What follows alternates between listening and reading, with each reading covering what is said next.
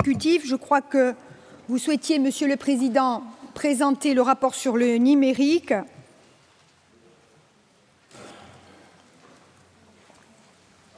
Vous avez la parole. Oui, merci Madame la Présidente. Ce que nous avons essayé de faire avec le Conseil exécutif, le secrétariat général du Conseil exécutif, le DGS et les services concernés, ce que nous avons essayé de faire pour le numérique, c'est de, comme vous l'avez noté sans doute, de présenter lors d'une même session plusieurs rapports, et nous essaierons de le faire aussi souvent que possible, puisqu'en fait, la présentation échelonnée dans le temps de différents rapports qui peuvent avoir une dimension technique ne permet pas d'avoir une vision globale d'une politique publique donnée. Donc là, ce que j'ai essayé de vous proposer à travers cette méthode, c'est de regrouper un certain nombre de rapports qui relèvent de la problématique générale du numérique, mais pour que nous puissions avoir une présentation et un débat qui inscrivent l'examen de ces rapports dans la perspective plus globale de l'analyse et de la présentation de la politique publique dans laquelle ils s'inscrivent, dans le cas d'espèce, la politique de développement du secteur numérique et digital de la collectivité de Corse. Donc cette précision méthodologique étant faite, je remercie bien sûr les services, déjà M. Godopacci, directeur numérique, M. Ferrar et l'ensemble des personnes qui travaillent sous leur autorité, et celui du DGS, et qui bien sûr nous ont aidés à construire ces rapports et cette stratégie. Quelques mots généraux d'abord pour rappeler que le secteur numérique est un moteur clé de la croissance économique de façon générale, qu'il va jusqu'à représenter aux États-Unis 40% de la croissance ces 10 dernières années et qu'il contribue, y compris en France de façon générale et en Europe, de façon significative à l'économie.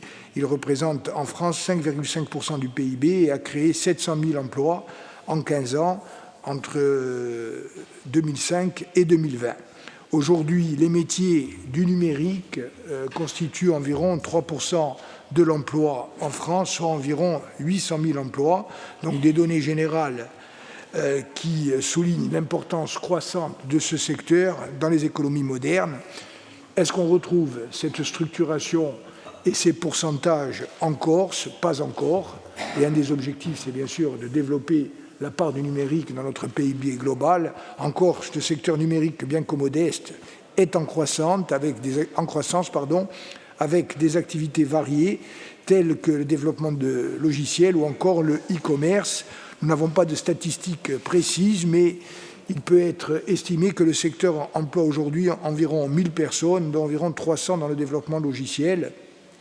Et ce développement a été accéléré, bien sûr, notamment par le télétravail, au lendemain de la pandémie de Covid, qui a également, cette épidémie, bouleversé le rapport au travail et qui a conduit un certain nombre d'îles à se positionner comme des territoires accueillant des activités en lien avec le numérique. Et ça peut être bien sûr aussi, dans une stratégie globale de développement économique et sociétal maîtrisé, un facteur de développement et une opportunité pour la Corse. Alors, dans ce cadre générique d'ensemble, et avant de présenter successivement 4 rapports qui touchent à la fois aux infrastructures et à la création ou au soutien de l'écosystème public et ou privé, et quelquefois mixte dans le secteur du numérique, quelques éléments génériques autour des grandes thématiques et des grands axes de notre politique publique. Alors d'abord, rappeler quelques données. Par exemple, des éléments de comparaison avec d'autres îles ou territoires méditerranéens. Sur les infrastructures numériques d'abord, les infrastructures réseau, il y a en Corse aujourd'hui, en termes d'interconnexion avec la Méditerranée, 5 câbles sous-marins, dont 2 câbles privés de l'opérateur Orange, un câble privé italien vers la Sardaigne et 2 liaisons d'initiative publique portées par la collectivité de Corse. Nous avions acheté en 1992, si ma mémoire est bonne, 3 paires de fibres optiques qui passent dans un câble militaire qui relie Bastia et Menton. Et nous avons récemment, vous le savez, lancé un appel d'offres qui a été attribué et qui nous a permis d'être titulaire d'une paire de fibres optiques sur le nouveau câble BlueMed acquis auprès de Sparkle. C'est un des rapports que nous allons présenter. Alors, je disais 5 câbles sous-marins, il y en a en Sicile environ une vingtaine, Malte 6, Majorque 5 et Crète une douzaine. Sur la gestion des données, 2 data centers qui relèvent de la CITEC. Il y aura un rapport sur la CITEC, le rapport d'activité, et je salue les 2 principaux dirigeants, directeurs et directeurs adjoints, M. Giuseppe et André, qui sont présents ici et qui représentent donc l'ensemble des personnels de cet opérateur. 2 data centers, mais aucun tiers 3. Nous sommes relativement sous-dotés par rapport à d'autres îles. On peut faire la comparaison avec Malte, qui a fortement axé son développement aussi sur le numérique et qui peut aujourd'hui accueillir et qui accueille aujourd'hui une dizaine de data centers. Je rappelle par exemple que notre connexion au câble Sparkle va nous permettre de renforcer nos capacités pour aller vers le stockage de données numériques et donc développer nos activités de ce côté-là. En termes d'infrastructure réseau, vous le savez, nous avons fait des efforts conséquents et significatifs. La base de notre action, c'est l'article 1425-1 du Code général des collectivités territoriales qui permet aux acteurs publics d'intervenir notamment en cas d'initiative privée constatée. Alors, tout n'a pas commencé avec notre arrivée aux responsabilités. Je l'ai dit, 2005, le projet RH Décor opéré par Corsega Haut Débit, qui visait à apporter le haut débit, qui s'est déroulé sur plusieurs années, l'acquisition d'un câble sous-marin. Mais jusque-là, jusqu'à 2015 en tout cas, on n'était pas allé au-delà. Et en décembre 2015, on nous dit souvent, donnez-nous des exemples d'actions structurantes et de politiques publiques structurantes qui procèdent de choix de la collectivité de Corse. Un exemple, à compter de décembre 2015, nous avons fait du soutien et du développement du secteur numérique et digital une priorité qui avait été annoncée comme telle, et notamment autour de plusieurs opérations lourdes, notamment, vous le savez, l'engagement du chantier du très haut débit qui a mobilisé sur une opération globale de plus de 300 millions d'euros, 52 millions d'euros de fonds publics dans le cadre d'une DSP. Et je rappelle que nous avons également optimisé le cofinancement puisque sur une opération globale de plus de 300 millions d'euros, les fonds propres de la collectivité de Corse ne représentent que 9 millions d'euros. Donc pour une opération dont on doutait au départ qu'elle puisse être menée à bien et qu'elle puisse respecter le calendrier, je rappelle que 150 000 prises ont d'ores et déjà été déployées, qu'il en reste environ 29 000 et que d'ici la fin de l'année 2024, c'est l'ensemble du territoire de la Corse qui devrait être desservi en très haut débit, y compris les zones rurales de montagne, de l'intérieur, les plus excentrées. Et on sait l'importance que peut avoir le très haut débit, notamment pour l'activité professionnelle, toutes les activités professionnelles, y compris par exemple l'agriculture, mais également l'accès à la culture, à l'éducation, aux services, etc. Donc c'est vraiment un chantier structurant.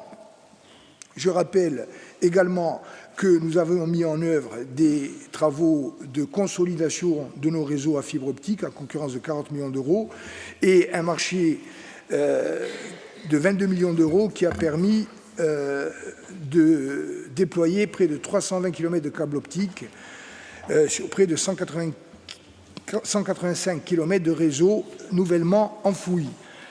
À côté de ça, nous avons continué à investir fortement, je l'ai dit, notamment dans le domaine éducatif, où depuis 2017, nous avons investi pour 5 millions d'euros pour le raccordement au très haut débit de tous les lycées et collèges de Corse, y compris ceux de l'intérieur, avec une maintenance d'environ 400 000 euros par an.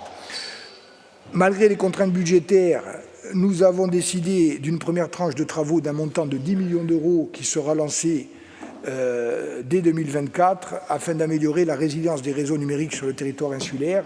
C'est un programme de travaux d'un montant global de 30 millions d'euros qui accompagne le déploiement du très haut débit et qui vise en quelque sorte à sécuriser ce déploiement dans la mesure où il s'agit de capillariser les installations pour qu'une éventuelle panne n'ait pas de conséquences globales sur les territoires et notamment les territoires ruraux. Et nous avons une programmation de déploiement équilibrée entre le nord et le sud et les différents territoires concernés. Le nord, par exemple, le Cap Corse et la Balagne, le sud, bémol, l'Alta Rocca, qui est prioritaire et un autre territoire.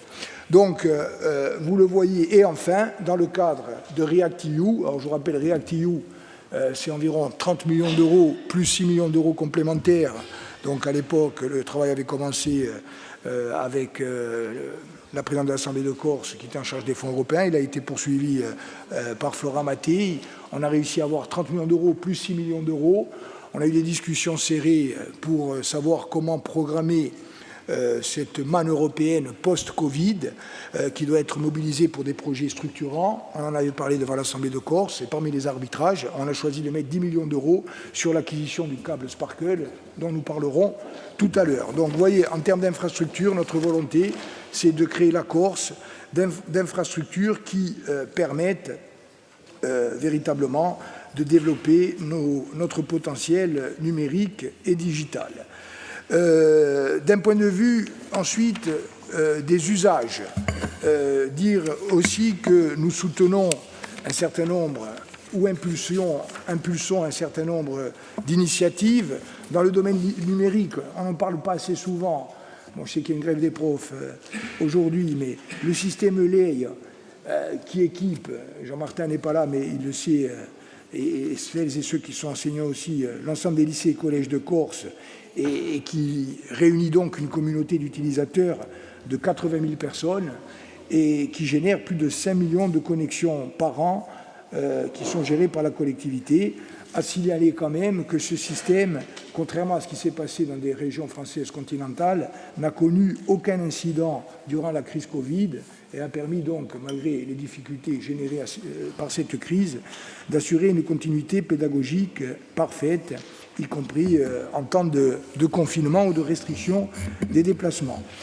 Dire aussi, mais nous y reviendrons tout à l'heure, qu'il y a un certain nombre d'acteurs publics, privés, qui sont soutenus par la collectivité de Corse, notamment, et par exemple, le Hub Corse, il va créer en 2022 un des rapports que nous présentons tout à l'heure, à l'initiative de la CDC, pour fédérer les acteurs de la médiation numérique en Corse, ou encore le soutien de la collectivité de Corse à l'European Digital Hub, qui regroupe des acteurs comme Campus Place, Good Barber, Aflocat ou aussi la CITEC, au fin de créer un écosystème d'excellence, notamment dans le cadre d'appels à projets et de soutien à travers des fonds européens.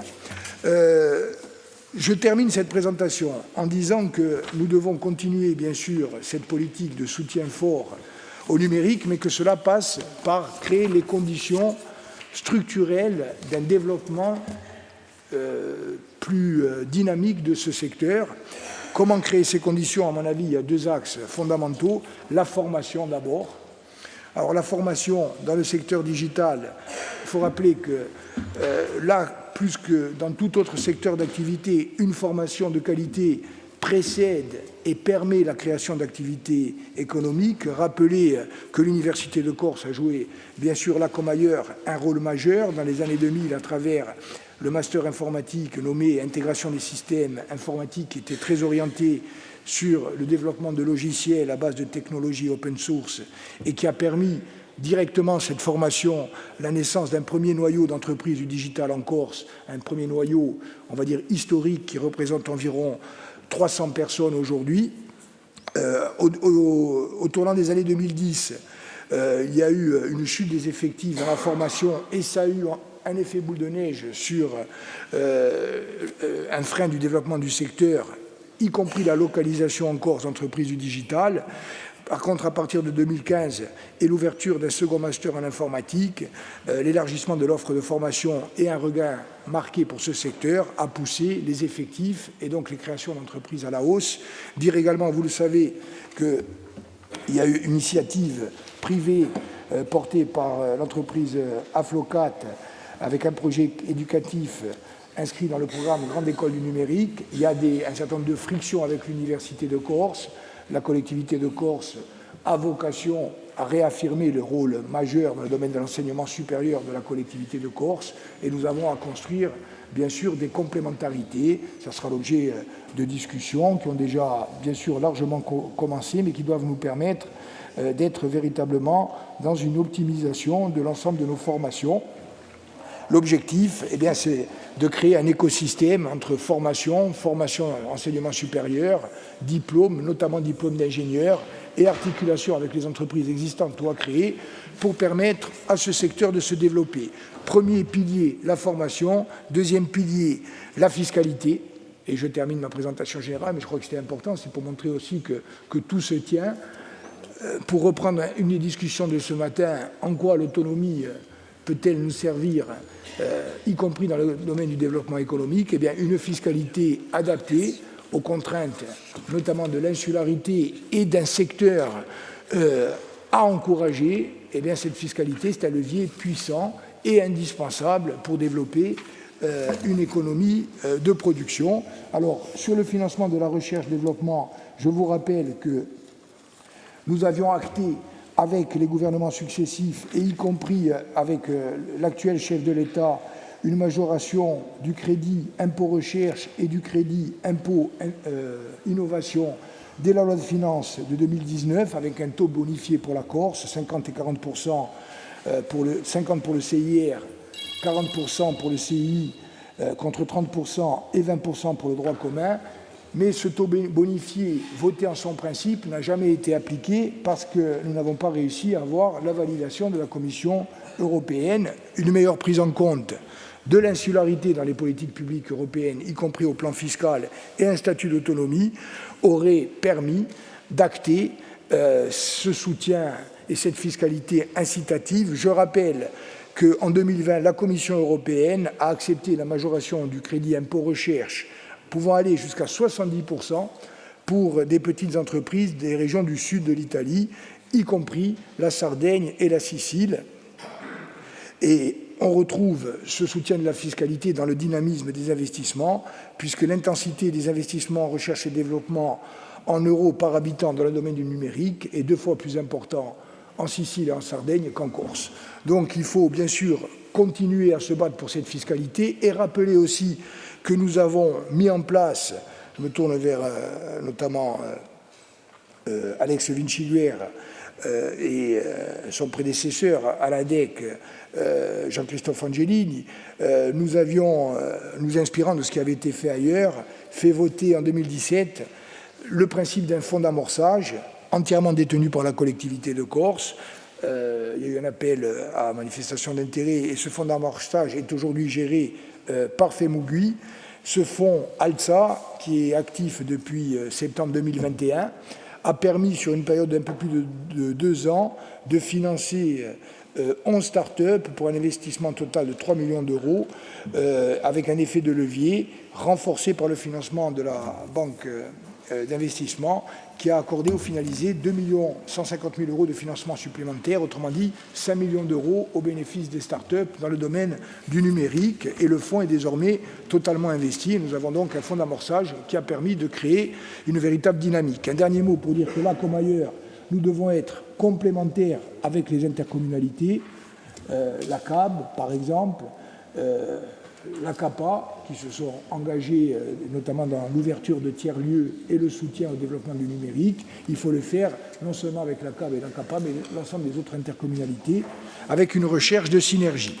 Voilà ce que je voulais vous dire à titre d'introduction, pour vous dire qu'il y a quand même un choix politique fort qui a été fait, qui nous a conduit à mobiliser sur 5 ans plus de 100 millions d'euros pour renforcer nos infrastructures publiques,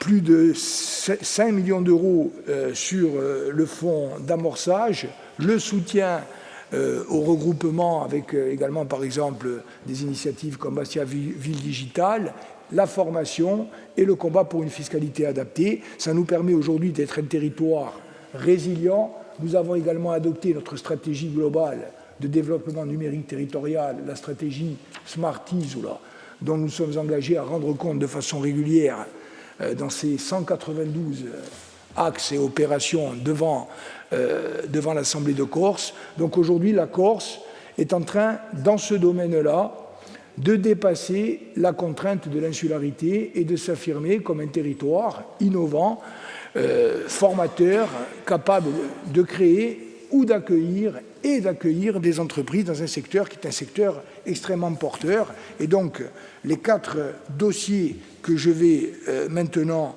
vous présenter permettent de décliner dans les différents domaines que j'ai évoqués des projets concrets ou des comptes rendus d'activités, comme par exemple, je présente le premier dossier, c'est le rapport 019, une introduction générale qui vaut pour les 4, mais qui permet d'évoquer le rapport 019, qui est la convention cadre de partenariat entre le Hub Corsica pour un numérique inclusif en Corse et la collectivité de Corse.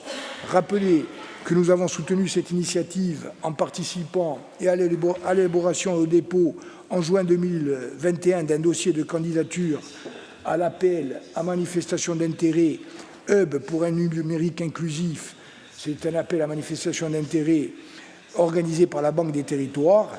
Ce dossier a été porté par l'association EMAO Corse en partenariat avec la collectivité de Corse et il permet d'associer 21 structures de médiation numérique, un numérique inclusif qui nous permet, vous le voyez, ce sont les ateliers du numérique qui sont déclinés sur tous les territoires, d'aller dans tous les territoires de Corse, de mobiliser l'ensemble des associations qui interviennent dans le domaine et d'offrir des formations au bénéfice de publics qui tantôt sont éloignés du numérique, tantôt en sont potentiellement proches, mais risquent d'être confrontés à des difficultés dans le domaine opérationnel. Et donc, c'est la convention cadre de ce partenariat que je vous propose de signer aujourd'hui avec un soutien de 60 000 € sur 36 mois, soit 20 000 € par mois, la collectivité de Corse qui contribue ainsi au soutien des activités de ces 21 associations sur l'ensemble du territoire en faveur d'un numérique inclusif.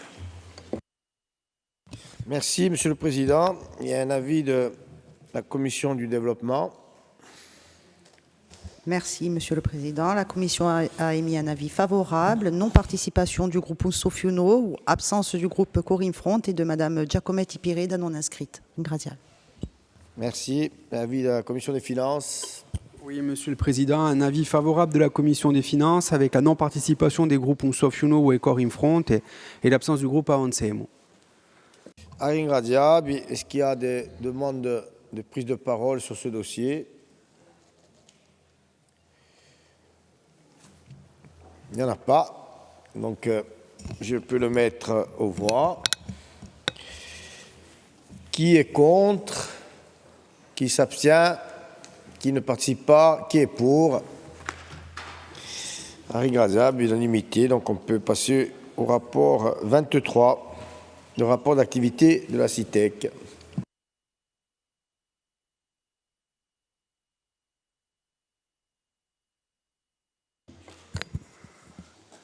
Donc, là aussi, je sais que la journée a été longue, mais je veux prendre le temps quand même de présenter ce rapport et qu'on ait un débat. Donc, c'est une formalité obligatoire, mais non sanctionnée dans son non-respect. La présentation d'un rapport d'information. La Chambre régionale des comptes a bon droit à rappeler que, quelquefois, nous ne souscrivons pas aussi complètement que nous le devrions à la présentation, à l'obligation de présentation des rapports d'information devant l'Assemblée de Corse. J'ai demandé au directeur général des services que cette carence soit palliée et que l'Assemblée de Corse puisse être pleinement informée, aussi bien les comptes rendus d'exécution de délégations de services publics que des comptes rendus d'exécution des entreprises ou des organismes dits satellites. Alors, quelques mots après avoir, comme je l'ai fait tout à l'heure, salué les dirigeants de la CITEC. L'historique, rappelez que dans les années 70, l'idée de doter la Corse d'une structure capable d'assurer la gestion des données informatisées balbutiantes à l'époque des collectivités locales a commencé à faire son chemin et que cette idée s'est concrétisée en 1975 par la création d'un syndicat mixte, le CERTI, qui s'est transformé en 1986 en société d'économie mixte sous le nom de CITEC, avec comme principal partenaire la Société nationale Corse, autre que les collectivités, la Société nationale Corse Méditerranée, la SNCM, qui est entrée au capital de l'entreprise à hauteur de 35%, et la CITEC, la SNCM était également un client historique de la CITEC qui gérait l'ensemble de ces données, notamment la réservation. En élargissant ses prestations aux entreprises ainsi que dans le domaine de l'informatique industrielle. Tout le monde se rappelle que le premier directeur, et pendant une quinzaine d'années, de la CITEC fut Vincent Carlot, qui nous écoute peut-être depuis le Brésil, et si c'est le cas, je le salue. Alors, la collectivité de Corse, et notamment au lendemain de la fusion, est devenue l'actionnaire principal de la SEM. À partir de 2016, sous la présidence de Rosa Prosperi, que je salue également, la collectivité de Corse a joué pleinement son rôle d'actionnaire avisé, notamment pour soutenir une entreprise qui était alors en difficulté. Ça a été des moments assez difficiles, puisqu'elle a perdu, et pour cause, un de ses principaux clients et actionnaires, la SNCM, qui a été liquidé. Donc ça a été une période de turbulence, il y en avait déjà eu avant, mais une période de forte turbulence pour la CITEC.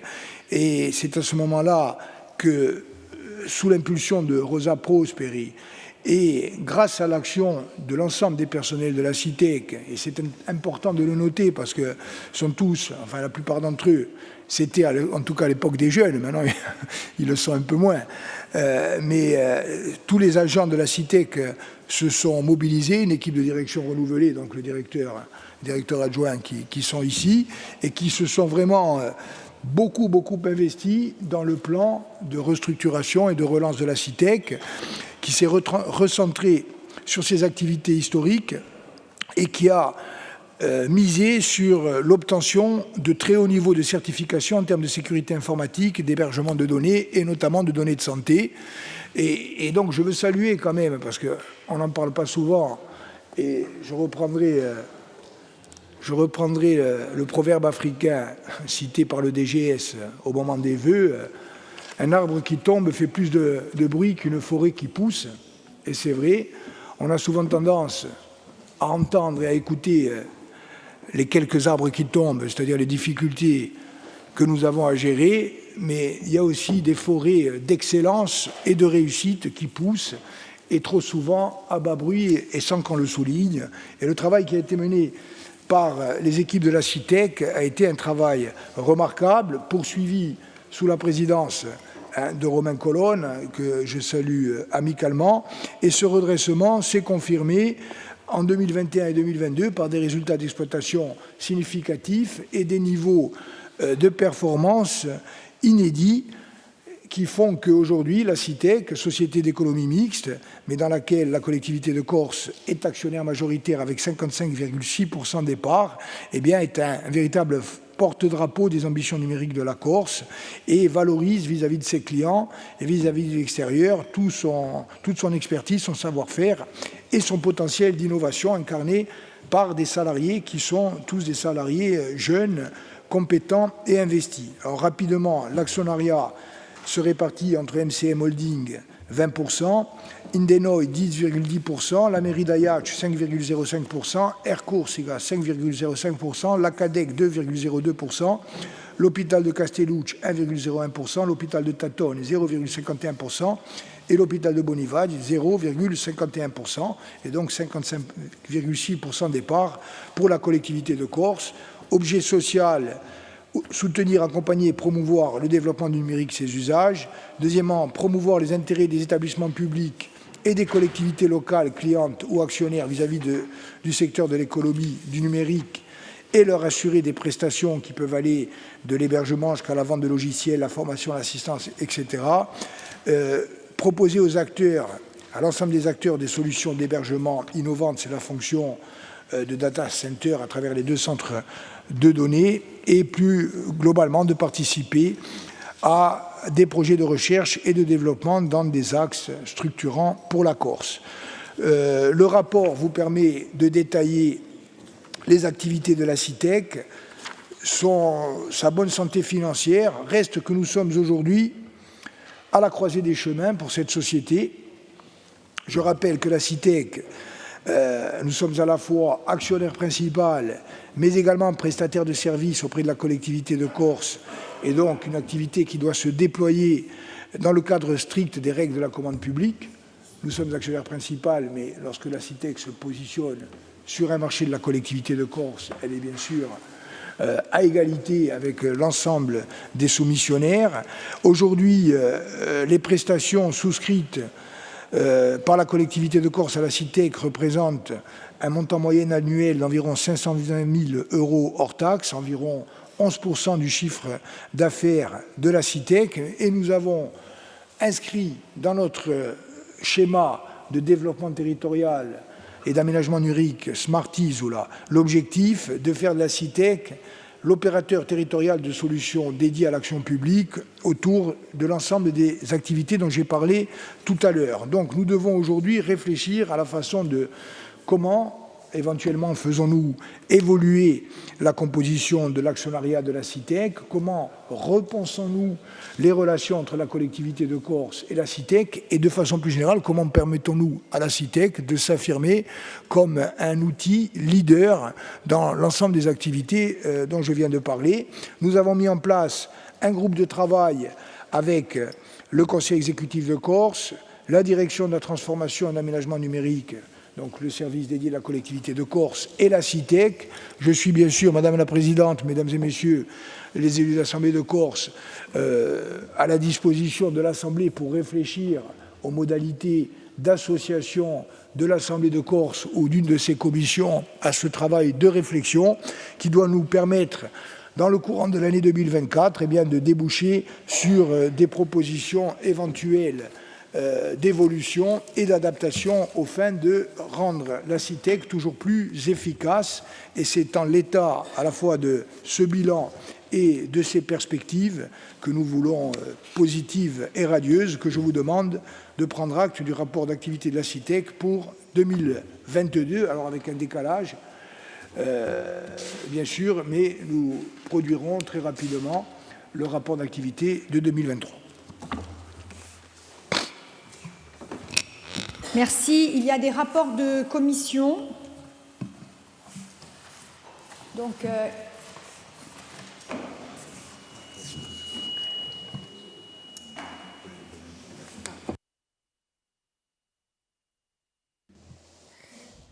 merci Madame la Présidente. La Commission a pris acte de la présentation du rapport, absence du groupe Corinne Front et de Madame Giacometti Pirida non inscrite. Merci. Merci. Qui veut prendre la parole? Romain Colonne. Merci Madame la Présidente. J'avais plutôt prévu d'intervenir en fin de débat, mais j'ai quelques obligations qui m'obligent à me dépêcher. Donc je le fais dès à présent et je m'en excuse auprès de cette Assemblée. Remercier le président de l'exécutif pour sa présentation exhaustive, donc j'ai plus grand-chose à dire.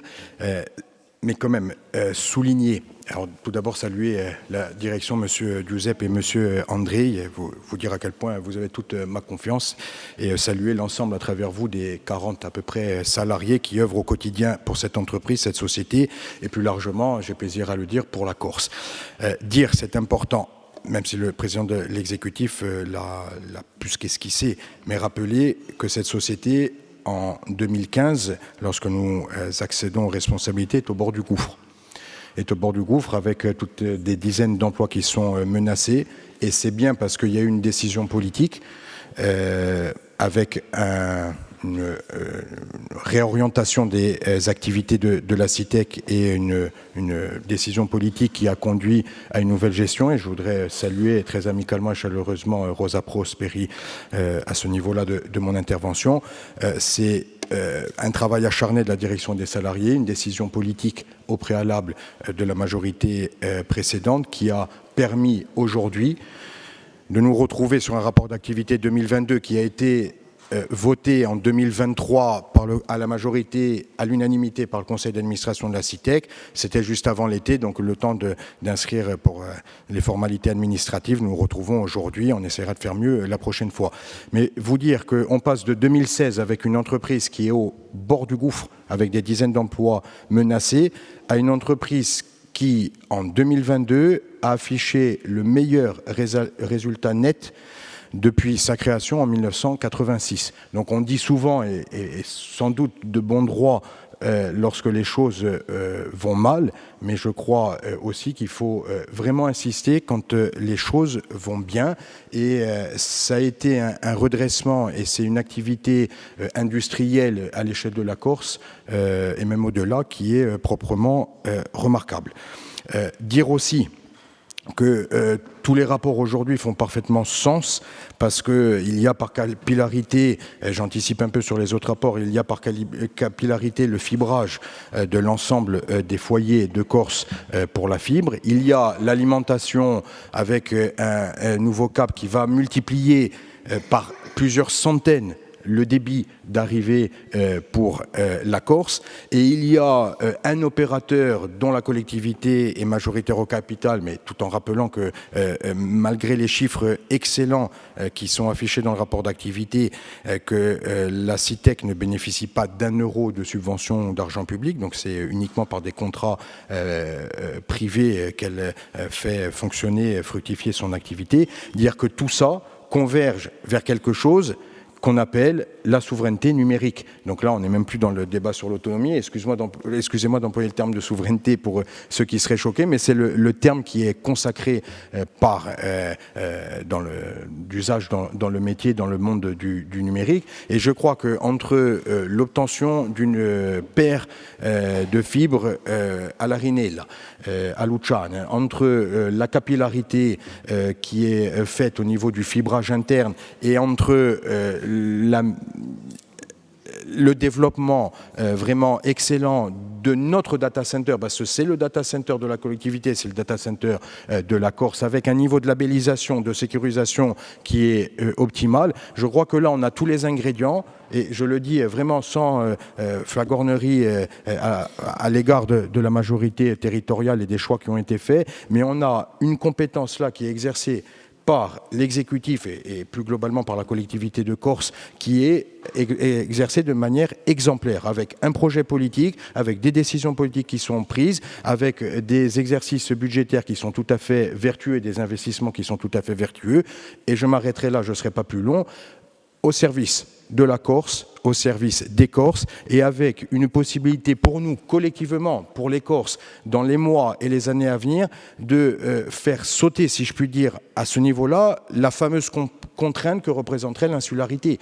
Parce qu'avec la multiplication par plusieurs centaines du débit du réseau qui va alimenter la Corse, sa sécurisation, un regard bienveillant aussi sur une future DSP. Donc ça veut dire que là, il y a toujours la puissance publique qui agit et qui peut agir sur les prix. Avec l'équipement interne et avec nos data centers à travers la CITEC, là, je crois véritablement qu'on assiste, même si on ne le voit pas encore, à une révolution numérique en Corse, qu'on est même peut-être précurseur à bien des égards, et que c'est exactement la Corse que l'on veut, et à travers la CITEC, et excusez-moi de le vendre ainsi, mais la Corse qui travaille, la Corse avec une jeunesse compétente, avec une jeunesse formée, et donc moi c'est avec une grande fierté véritablement que j'assure la présidence du conseil d'administration de la CITEC, mais que ces 4 rapports que vous nous présentez font tout à fait sens pour la Corse de demain, pour la Corse autonome que nous voulons, pour la Corse souveraine et pour une souveraineté numérique assurée durablement. Je vous remercie. Ringraziabi. Allora, Jean-Michel Savelli pour Rousseau. Oui, merci Madame la Présidente. Bon, je pense que je vais faire aussi une présentation, enfin une intervention sur les 3 dossiers, puisqu'il ne reste plus que les 2 petits. Donc, je commencerai par la CITEC. Alors, effectivement, donc 2 mots sur le bilan 2022, qui effectivement montre une poursuite du redressement de la CITEC, qui a été, comme vous le signalez, Monsieur le Président, donc initié par Rosa Prosper à partir de 2016 et qui notamment a permis de construire, si je ne me trompe, un siège flambant neuf sur le site d'Herbajol à Bastia. Un petit bémol, malgré tout, sur l'augmentation de la masse salariale de 25%, d'accord, qui est due à des embauches et à quelques départs, mais globalement, le solde est assez positif, donc c'est à surveiller.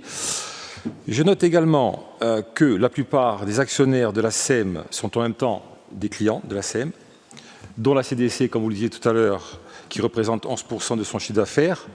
Ce chiffre d'affaires devrait augmenter puisque apparemment l'intervention de la CITEC dans la montée en puissance du SDTA va faire que tout ça va créer donc encore plus de chiffre d'affaires de la part de la CDC. Alors, comme exactement vous le disiez, le capital de la SEM est constitué aujourd'hui à 70%, d'accord, à hauteur de 70% donc par la CDC et des organismes satellites, donc directement, indirectement, ça peut poser un problème, d'accord. Donc, pour éviter que se génère un système d'une économie en boucle, d'accord, autour de la CITEC et de la CDC, moi je vous invite effectivement à y remédier en essayant de développer un portefeuille de clients privés qui ferait en sorte qu'il n'y ait pas de risque de conflit d'intérêts entre des actionnaires qui seraient en même temps leurs propres clients. Ensuite, alors, rapidement sur le point course, il y a juste deux indicateurs qui, selon moi, manquent un petit peu dans le rapport. C'est d'abord d'avoir des statistiques d'audience des sites, puisque c'est vraiment, on mesure l'efficacité du référencement et des noms de domaine à travers des statistiques d'audience, et aussi savoir combien de ces noms de domaine ont un réel site web. Oui. Donc, combien de ces noms de domaine ont un réel site web connecté derrière et qui fonctionne réellement? Parce qu'après, on sait qu'en Corse, on fonctionne beaucoup sur le côté noustral et des choses, et que nombreuses personnes achètent des noms de domaine, mais ne créent pas forcément d'activité derrière. Sur le troisième point qui concerne, alors je mets la fibre et les câbles marins, je pense qu'ils vont ensemble, parce qu'en fait, on ne peut pas avoir un bon débit si l'un ou l'autre ne fonctionne pas. Donc, les deux doivent fonctionner, je dirais, de manière performante et au même moment. Donc ça, c'est vrai, je pense qu'il faut les aborder de manière globale. Et enfin, dernière remarque sur la fibre. Bon, on reparle de 30 millions d'euros. Vous savez que j'avais fait des remarques sur ces 30 millions d'euros, parce que ce qui est un peu gênant, c'est qu'on part d'un marché donc, à 52 millions d'euros. Enfin, en tout cas, la part d'investissement de la CDC de mémoire, on était sur l'ordre de 50 millions d'euros. Et en fin de marché, en quelque sorte, on rajouterait 30 millions d'euros pour mettre le réseau en résilience. Alors, ça pose un souci parce que, a priori, quand on déploie de la fibre ou un réseau, ce réseau-là est censé être en résilience. Alors, jusqu'à quel niveau, je ne sais pas. Mais de là à rajouter plus de la moitié du budget du marché initial, je pense que ça peut créer un petit souci, y compris sur le marché lui-même. Après, ce que je pense qu'on pourrait faire, c'est que si la collectivité met une rallonge, peut-être de 15, de 20 ou de 30, peu importe, il faudrait aussi que le concessionnaire fasse sa part d'effort. Ça me semble quand même logique et recommandé. Voilà, c'est tout ce que je voulais dire. Je vous remercie.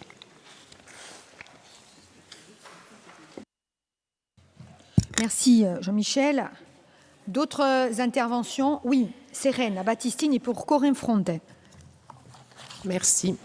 Alors, un mot sur le premier rapport. Moi, je souhaiterais féliciter Mao et plus particulièrement Jean Letch pour l'investissement depuis plus de 15 ans dans l'inclusion numérique et toutes les manifestations qui ont été soutenues par la région, mais qui ont un véritable impact sur le territoire.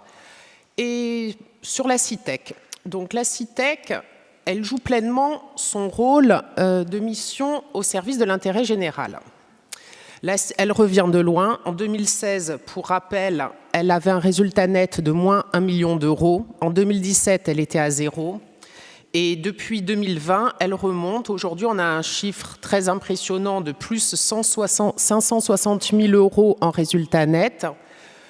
Donc, La situation s'est nettement améliorée avec 38 salariés, mais on sait bien que le principal facteur clé de succès d'une entreprise, en plus de sa capacité à capter des marchés, réside aussi dans sa capacité à poursuivre sa politique de recrutement.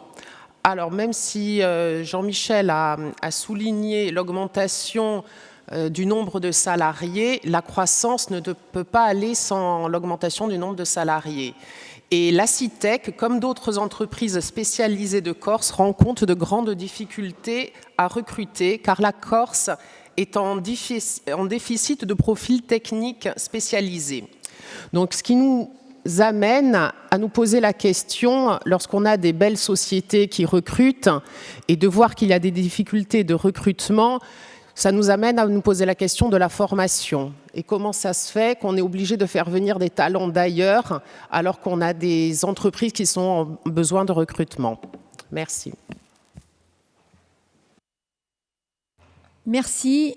D'autres interventions sur le rapport CITEC? Oui, Hyacinthe, je vous en prie. Douye Baroula la Corte, hein. Très rapidement féliciter les partenaires que sont la CITEC.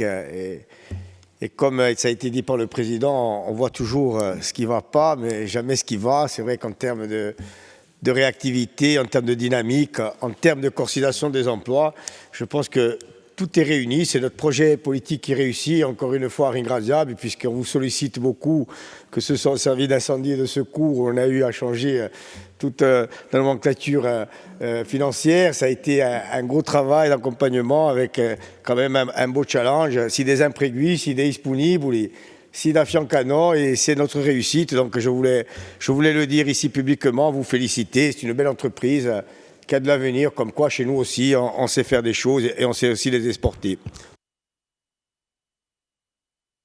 Ringradiab, d'autres interventions? Non, mais moi je voudrais dire un mot parce que à la même époque, jour pour jour, j'ai visité les locaux de la CITEC. J'ai été accueillie par l'équipe de direction, par le président Romain Colonne, et j'ai vu à quel point nous étions sur des technologies vraiment très avancées et tout le dynamisme qui avait été développé, non seulement pour redresser la barre, bien évidemment, mais aussi pour être aux standards numériques mondiaux. Et ça fait vraiment plaisir de voir une équipe jeune. La moyenne d'âge est de 36 ans. Donc nous parlions ce matin de la jeunesse, de la nécessité de la garder ici et de développer les talents. Eh bien, c'est le cas avec la CITEC et ça méritait véritablement un coup de projecteur.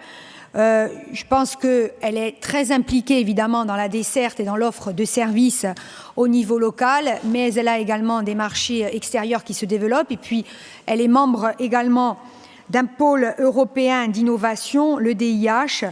Et je pense que sur l'échelle européenne, il y a encore beaucoup de choses qui pourraient être faites. Bien évidemment, disposer d'outils comme la CITEC se révèle évidemment fondamental pour amorcer aussi des réflexions sur l'ensemble de l'écosystème numérique qu'a évoqué le président et notamment la stratégie Smarties d'une part.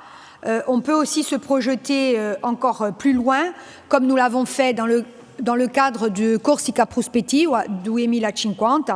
On le voit, le rapport de l'OCDE qui a été livré la semaine dernière montre bien que la question de la connectivité est aussi au cœur de la question de la compétitivité, de l'attractivité et du positionnement de la Corse dans son environnement économique et dans le système numérique mondial.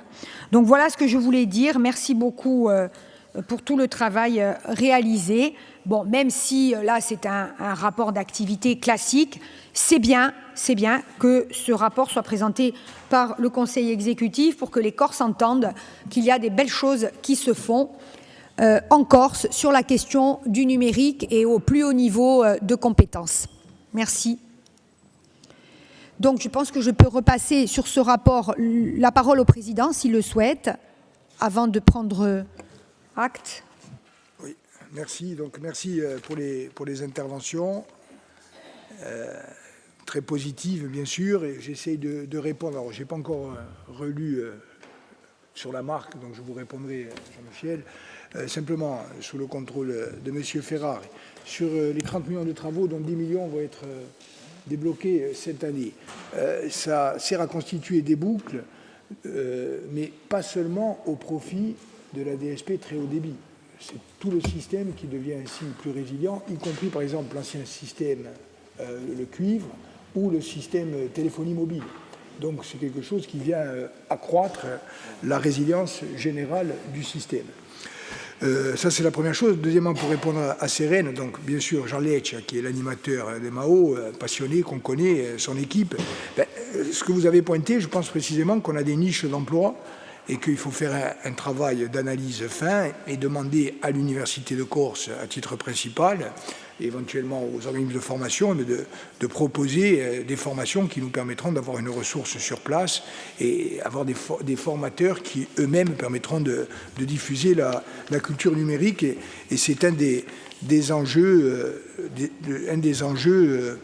de la montée en puissance de ce côté-là. Voilà, donc moi je termine. Je voudrais dire aussi, la présidence de l'ACM ne donne lieu à aucune rémunération, comme la plupart des organismes nombreux de la collectivité de Corse, et l'ACM ne reçoit aucune subvention. Elle fonctionne comme une société de droit privé. C'est important de le dire parce que c'est un investissement politique et bénévole des élus, qu'ils président ou qu'ils soient présents au sein du conseil d'administration. Et c'est vrai aussi qu'on aura à en discuter pour d'autres structures. Beaucoup des structures historiques qui gravitent autour de la collectivité de Corse ont besoin certainement de se repenser et de se reconfigurer dans un monde qui va de plus en plus vite. Alors la CITEC a été exemplaire de ce côté-là. Je pense que les mêmes efforts, et je l'espère et j'en suis sûr, la même réussite, attendent d'autres secteurs à un autre niveau. Je pense par exemple à Air Corse, le secteur de l'aérien, du transport aérien aujourd'hui, ce n'est pas le secteur du transport aérien d'il y a 20 ans ou d'il y a 30 ans.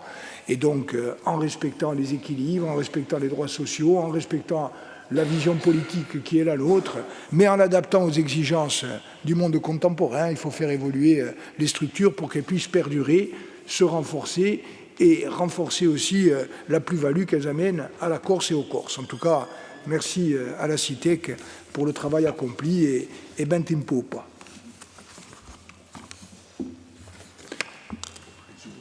Donc une prise d'acte, Madame la Présidente. Oui, tout à fait. Donc nous prenons acte de ce rapport d'activité sur la CITEC pour l'activité donc 2022, pour l'exercice 2022. Merci beaucoup. Bien. Donc toujours sur la question du numérique, Monsieur le Président, je me tourne vers vous. Quel rapport souhaitez-vous présenter ?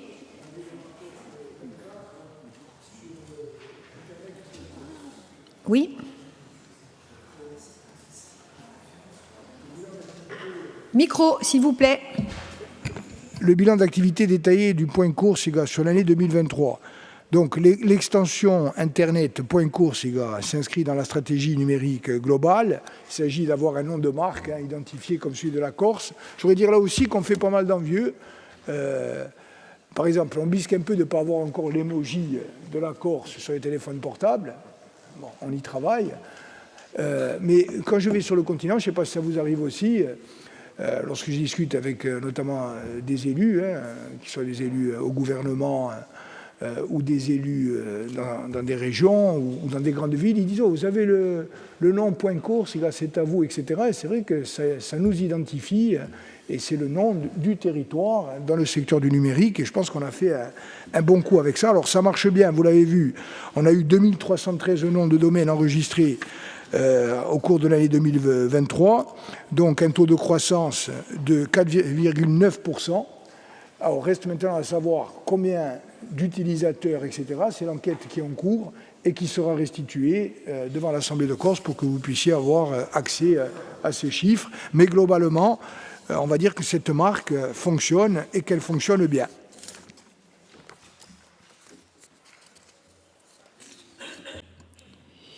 Merci, Président. Donc, rapport d'information, est-ce qu'il y a des remarques sur le point Corsica? Punto Corsica. Nimo. Bon, ciò che ha detto il Presidente di Ebera, perché chi è in astrocid non avete veramente la chance di mettere così i vostri indirizzi email e fate sempre piacere. Dunque, PMO atto, Presidente, di sto rapporto.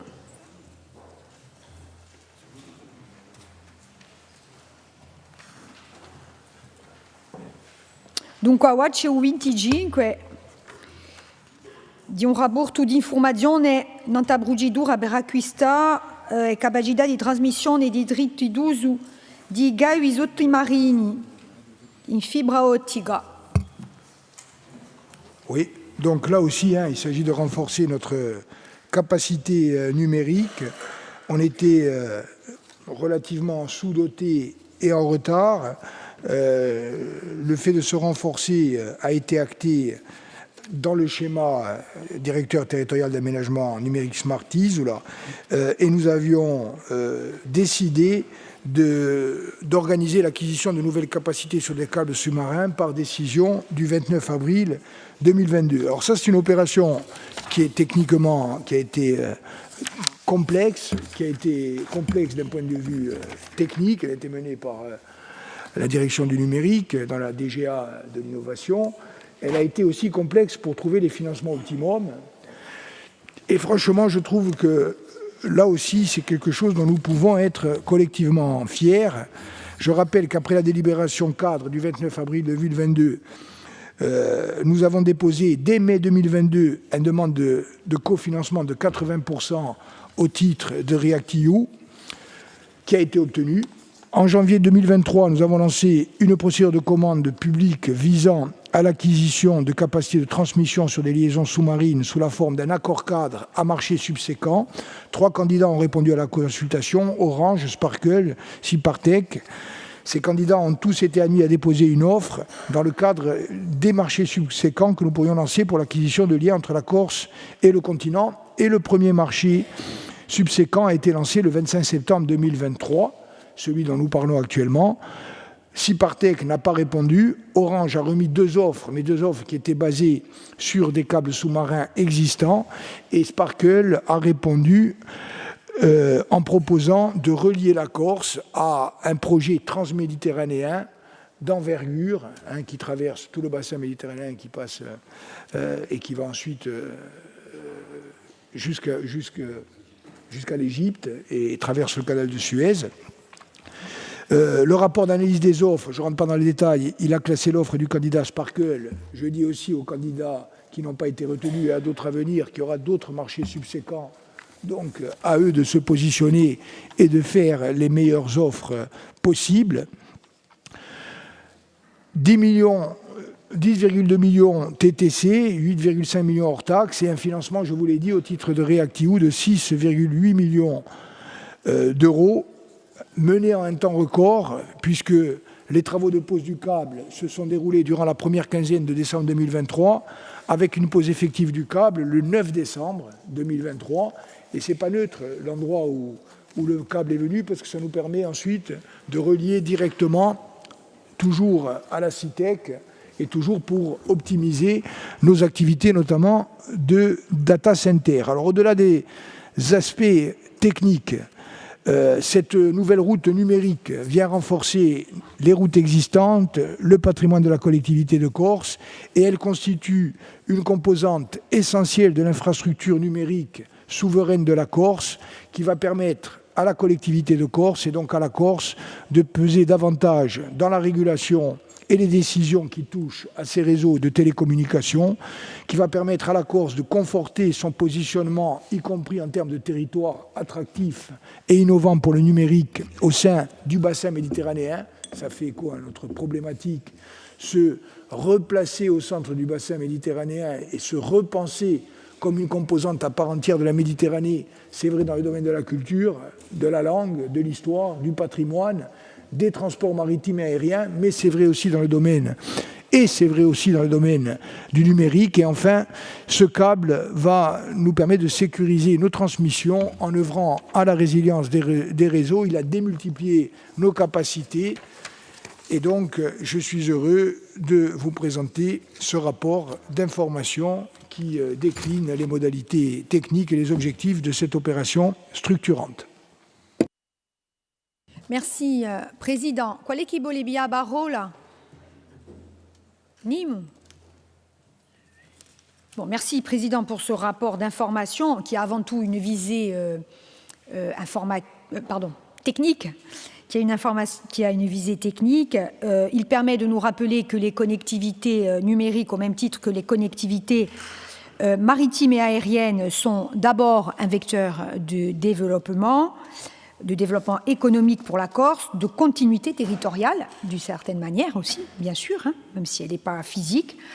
Et cela permet, en deuxième point, d'œuvrer pour la coopération entre îles de Méditerranée et puis avec les autres territoires méditerranéens.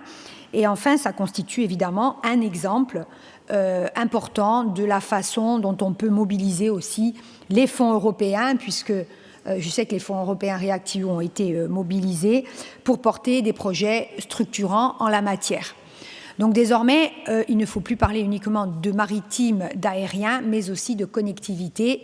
C'est essentiel à tout point de vue, bien évidemment, sur le plan économique, sur le plan de la recherche scientifique, de l'attractivité et de la possibilité de vivre ici, mais de travailler sur des marchés extérieurs. Lorsqu'on est dans le software, c'est très important. Donc merci, Monsieur le Président, pour votre rapport d'information et merci encore une fois aux services qui travaillent sur ce sujet. Merci beaucoup.